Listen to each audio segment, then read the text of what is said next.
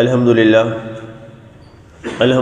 وحدہ والصلاة والسلام علی من لا نبی بعدہ اما بعد فاعوذ باللہ من الشیطان الرجیم بسم اللہ الرحمن الرحیم نحن قدرنا بینکم الموت وما نحن بمسبوقین علی ان نبدل امثالکم وننشئکم فیما لا تعلمون وَلَقَدْ عَلِمْتُمُ النَّشْأَةَ الْأُولَى فَلَوْلَا تَذَكَّرُونَ۔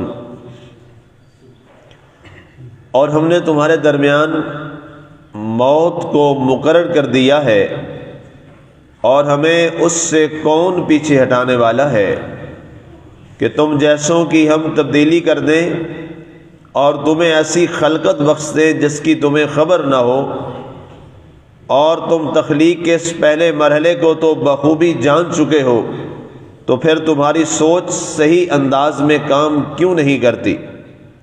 آج ہماری سورہ الواقعہ کی آیہ مبارکہ 62 تک کی تلاوت و ترجمہ کا شرف نصیب ہوا۔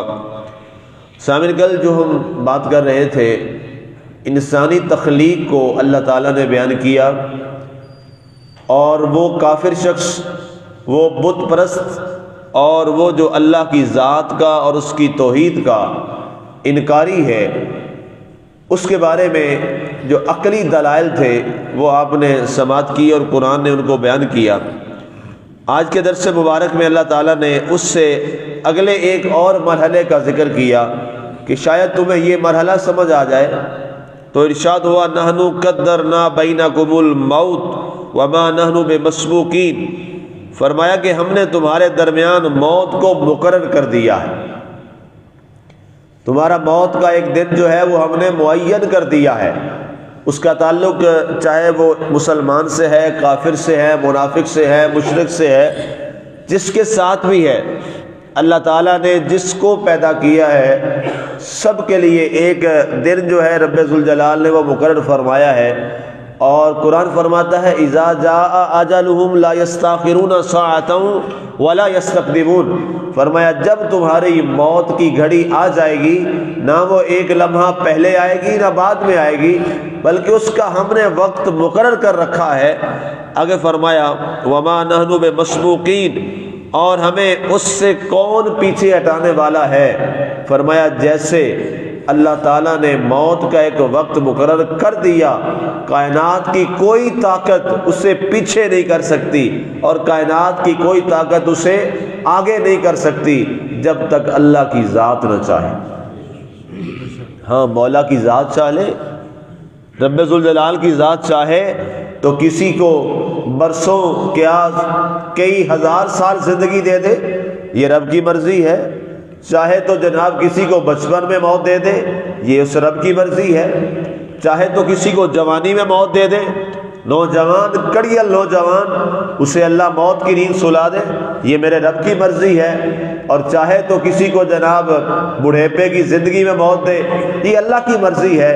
رب ذوالجلال نے فرمایا کہ اے لوگوں، یہ موت اور حیات کا نظام دیکھ کر بھی، اگر موت اور حیات کے نظام کو دیکھنے کے بعد بھی اگر تمہیں اس بات کا اندازہ نہیں ہوتا کہ ایک ایسی قوت اور ایک ایسی طاقت ہے جس نے سارے نظام کو قابو میں رکھا ہے، تو پھر تمہیں اپنے عقل و شعور پر ماتم کرنا چاہیے اور رونا چاہیے۔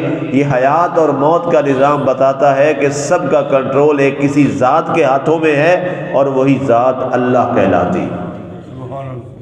اگر یہ ہوتا کہ موت کے لیے اتنے سال عمر گزرنا ضروری ہے تو پھر کبھی نوجوان نہ مرتا کہ جی بوڑھے ہو کے ہی مرنا ہے تو نوجوانوں کو موت نہ آتی۔ اگر یہ ہے کہ نوجوان کو موت آتی ہے تو پھر بچے نہ مرتے، لڑکے نہ مرتے۔ یہاں تو لڑکے بھی فوت ہو رہے ہیں، بچے بھی فوت ہو رہے ہیں، نوجوان بھی فوت ہو رہے ہیں، لڑکپن والے بھی فوت ہو رہے ہیں، بڑھیپے والے بھی فوت ہو رہے ہیں۔ بلکہ اس سے پچھلی ایک اور بڑی بات بڑھ کے ایک بچہ پیدا ہوا اور پیدا ہونے کے بعد ایک آواز نکالی اور اس کے بعد وہ فوت ہو گیا۔ اس سے پیچھے اور چلے جائیے، اس سے پہلا مرحلہ دیکھ لیجئے، بچہ جو پیدا ہوا ہے وہ پیدائشی ہی فوت ہوا ہے۔ ایسا بھی ہے، اسی کائنات میں ہے، اور وہ رب کرتا ہے کہ بچہ پیدا ہوا پیدائشی وہ مردہ ہے، پیدا ہی وہ ماں کے پیٹ میں ہی اس کی موت ہو گئی، وہاں اس کو زندگی دی، اس کو حیات دی، اس کو ماں نے اٹھایا، اس کو دودھ پلایا، اس کو خون سے اللہ نے خوراک دی ماں کے پیٹ میں۔ ظاہر ہے 4 ماہ کے بعد بچے کے اندر جو ہے اس جسم کے اندر اللہ تعالیٰ روح ڈال دیتا ہے۔ جب 4 ماہ گزر جاتے ہیں تو 4 ماہ کے بعد اس جسم کے اندر وہ جو لوتھڑا جسم کا ہوتا ہے، پہلے وہ لوتھڑا ہوتا ہے، اس میں جان نہیں ہوتی، 4 ماہ کے بعد اللہ تعالیٰ اس کے اندر روح بھی ڈال دیتا ہے۔ 4 ماہ کے بعد، اس کے بعد وہ پوری خوراک لیتا ہے ماں سے، اور وہ حیات ہوتا ہے، وہ حرکت کرتا ہے، وہ اندر گھومتا پھرتا ہے۔ لیکن اللہ تعالیٰ نے اس کو وہاں زندہ رکھا، اور جب اس کی ولادت کا وقت آیا تو ولادت سے چند گھنٹے پہلے اس کو موت دے دی، اور دنیا پر وہ آیا تو وہ موت کے ساتھ آیا۔ یہ چیزیں روزانہ ہم دیکھتے ہیں لیکن ہم غور نہیں کرتے۔ قرآن ہمیں دعوت فکر دے رہا ہے، جو اصل چیز ہے، قرآن ہمیں دعوت فکر دے رہا ہے کہ یہ چیزیں تم دیکھتے ہو لیکن دیکھ کے آگے گزر جاتے ہو۔ فرمایا نہیں، یہی تو میری قدرت کی نشانیاں ہیں، جب تم ان پہ غور کرو گے، انہیں دیکھو گے اور اس میں غور و خوض کرو گے تو تمہارا دل گواہی دے گا کہ ہاں میرے مالک کی قدرت ایسی ہے، یہ سب اسی کی کاراگری ہے، یہ سب اسی کی قدرت کاملہ ہے، وہ جس انداز میں چاہتا ہے انسان کے نظام کو پھیر کے رکھ دیتا۔ اسی دنیا میں ہم دیکھتے ہیں کئی لوگ ہیں جناب، کاروبار اتنا کرتے ہیں، محنت کرتے ہیں، دن رات محنت کرتے ہیں، نفع کوئی نہیں ہوتا، اور کوئی ایسے لوگ ہوتے ہیں ایسے بس ایک دن نکلتے ہیں، اللہ پہلا سودا ہی ایسا دیتا ہے کہ پورے مہینے کی روزی مل جاتی۔ آپ سنتے ہیں، دیکھتے بھی ہیں کہ یہ ایسا ہے۔ یہ کیا ہے؟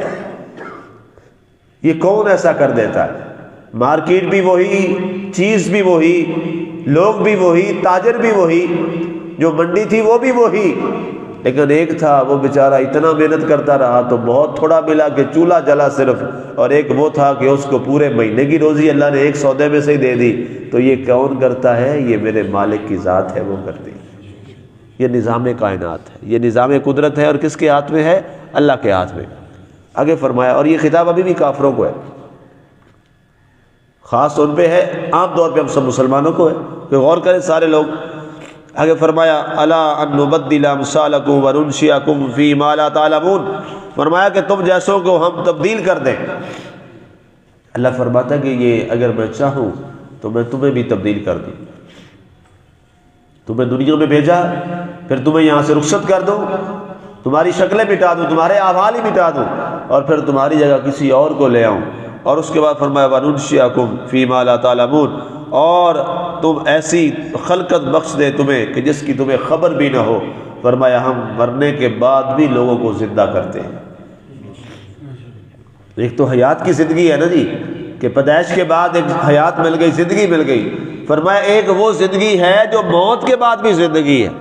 فرمایا مرے، اور مرنے کے بعد اللہ تعالیٰ کی ذات نے انہیں ہی اٹھا لیا۔ فرمایا یہ نظام اور یہ قدرت کس نے عطا فرمائی؟ یہ اللہ تعالیٰ کی ذات نے، اور اس عظیم ذات نے عطا فرمائی کہ جس کا مقام اور درجہ جو ہے یہ ہے کہ وہی ذات خالق اور مالک ہے، اور سب کو عطا کرنے والی ذات ہے۔ تو فرمایا اگر تم نے اس میری تخلیق کو غور سے دیکھا اور سمجھ لیا تو پھر تمہیں معلوم ہونا چاہیے کہ رب ذوالجلال کی ذات ہی ہے جس نے سارا نظام کائنات بنا رکھا۔ یہ آیات بنیادی طور پر ہمیں کیا سکھا رہی ہیں؟ ہم نے یہ دیکھنا ہے مسلمان کے دل میں، کافر سے تو یہ بات ہو ہی رہی ہے، مسلمان کے دل میں یہ بات آ جانی چاہیے اور مضبوط کر لینی چاہیے کہ میرے سارے معاملات کا خالق و مالک و رازق کون ہے؟ اللہ تعالیٰ کی ذات۔ یہ یاد رکھیے گا، ہماری عزتوں کا بھی وہی مالک ہے۔ یہ جملے سارے ہم زبان سے کہتے ہیں، دل سے ہم نہیں مانتے۔ وہ ایک واقعہ شاید میں نے پہلے سنایا تھا کسی نجی محفل میں، شاید درس قرآن میں بھی شاید سنایا ہو، کبھی نہیں، درس قرآن میں نہیں سنایا۔ وہ ایک حضرت باجزید بستامی کا یہ واقعہ ہے۔ آپ فرماتے ہیں کہ میں اپنا شہر بستام چھوڑ کے دور دراز کہیں چلا گیا، فرمایا وہاں جاؤں جہاں مجھے کوئی جانتا ہی نہ ہو۔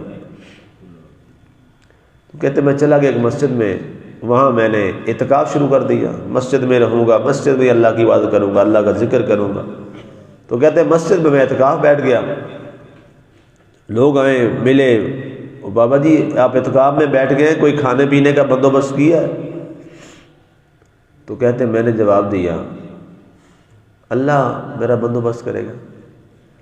لوگ پھر اگلی نماز پہ آئے، پھر پوچھا وہ جی کوئی کھانے پینے کا بندوبست کیا آپ نے؟ کہا جی میرا اللہ کرے گا، رازق تو اللہ ہے، میرا اللہ کرے گا، وہی کھلاتا ہے، وہی سب کو دیتا ہے۔ لوگوں نے باتیں شروع کر دی کہ بابے تو عقل بھی ٹھکانے نہیں ہے، عجیب باتیں کرتا ہے، اللہ انتظام کرے گا، اللہ سے تھوڑا انتظام کر دے گا۔ یہ سارا دن 5 نمازوں پہ یہی بات ہوتی رہی۔ اگلے دن جب آپ آئے تو آپ نے پوچھا، سامنے ایک گھر تھا، مسجد کے بالکل سامنے ایک گھر تھا یہودی کا، آپ نے یہودی کو بلایا، آواز دی، وہ آ گیا، کہا یار میری تم سے گزارش ہے کہ اگر مجھے کبھی ضرورت ہوئی، میں نے تم سے کچھ لینا دینا تو نہیں ہے، لیکن میں تمہارا نام لے دوں تو تم سے اگر پوچھے تو تم بھی بتا دینا کہ اگر مجھے کبھی کوئی روٹی پانی کی ضرورت رہی تو میں تم سے لے لوں گا، لیکن امید ہے کہ لوں گا نہیں۔ اس نے کہا نہیں آپ ویسے لے لیں، ہم دے دیں گے آپ کو، اس میں کیا حرج ہے۔ چلا گیا وہ۔ اگلے دن لوگ پھر آئے، پوچھا ہاں جی بابا جی کوئی روٹی پانی کا انتظام کیا ہے؟ کہا جی کیا ہے، یہ سامنے یہودی کا گھر ہے، اس سے میں نے کہا ہے تو اس نے کہا ہے میں دے دیا کروں گا۔ لوگوں نے کہا چل بہتر ہو گیا کہ انتظام تو ہو گیا۔ اگلی نماز پہ لوگ آئے تو امام صاحب نماز پڑھانے لگے، آپ نے فرمایا ٹھہر جائیں، پہلے سارے لوگ کلمہ پڑھیں اور پھر نماز پڑھیں۔ کوئی ایک بھی مسلمان نہیں رہا۔ انہوں نے کہا جی ہم نے کیا عمل ایسا کیا کہ ہم کافر ہو گئے؟ انہوں نے کہا کوئی ایک بھی مسلمان نہیں رہا، سارے کلمہ دوبارہ پڑھیں۔ کہا جی کیا بات تو ہمیں بتائیں۔ فرمایا میں سارا دن ہر نماز پہ کہتا رہا کہ میرے کھانے کا بندوبست میرے رب نے کر دیا ہے، رب کرے گا، رب کھلاتا ہے۔ تمہیں کسی کو یقین نہیں آیا رب کی ذات پر، اور میں نے ایک یہودی کا نام لیا کہ اس نے انتظام کر دیا ہے، تم سب نے کہا بڑا اچھا ہو گیا۔ تم نے رب سے یہودی کو زیادہ سمجھ لیا۔ بتائیے آج ہم سارے ایسا نہیں کرتے؟ سارے نہیں ایسا کرتے؟ رب پہ کتنا یقین ہے اور باقی چیزوں پہ کتنا یقین ہے۔ یہ اصل چیز ہے۔ بزرگوں نے اور صوفیاء کرام نے اسلام اور دین کی جڑ ہمیں عطا کی ہے اور اسلام کو اس انداز میں سمجھایا ہے، اور اللہ تعالیٰ یہاں یہی فرما رہا ہے کہ اے لوگو تمہیں یہ ذہن نشین کر لینا چاہیے کہ تم کچھ بھی نہیں ہو، ہم تمہیں چھوڑ دیں، تباہ کر دیں، تم جیسی ہم کوئی اور پوری قوم لے آئیں۔ کیا ہم سے پہلے قومیں ہلاک نہیں ہوئی؟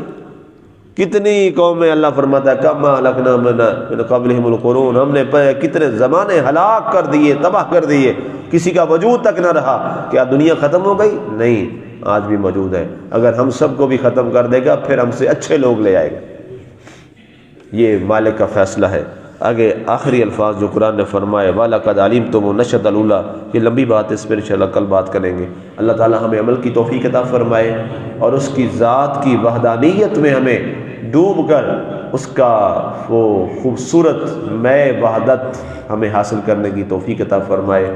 آمین۔ وما علینا الا البلاغ المبین۔